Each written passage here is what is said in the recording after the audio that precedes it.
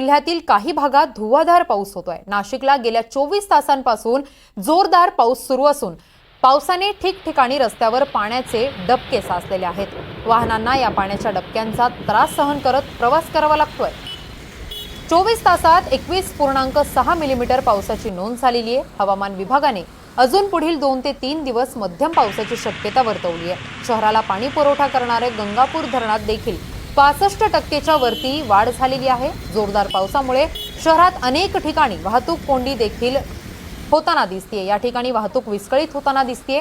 सध्या नाशिक जिल्ह्याला हवामान विभागाने येलो अलर्ट जारी केला आहे।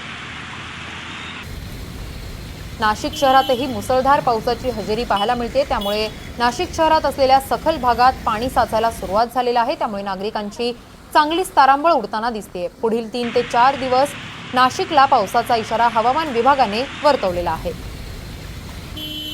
याचाच आढावा घेतलेला आहे आमच्या प्रतिनिधींनी, आपण पाहूयात। नाशिक जिल्ह्यात दमदार पाऊस सुरू असून 24 तासात एकूण 21.6 मिलीमीटर पावसाची नोंद झाली आहे। आपण बघू शकतो शहरातील हा मधोमध असलेला सोमेश्वर धबधबा आहे आणि हे गोदावरी नदीचं पाणी आहे। हे पाणी डॅम मधून सोडलेलं नसून पुराचं पाणी आहे आणि हे पुराचं पाणी आपण बघू शकतो किती मोठ्या प्रमाणात इथून वाहत आहे आणि हे पाणी बघण्यासाठी बरेचसे पर्यटक या सोमेश्वर धबधब्यावर आलेले आहेत। नाशिक जिल्ह्यात एकूण 24 धरणांपैकी अद्यापर्यंत 40 ते 42% आसपास पाणी साठा झालेला आहे आणि नाशिक शहराला पाणी पुरवठा करणाऱ्या गंगापूर डॅम मध्ये आता 70% पर्यंत पाणी साठा झालेला आहे।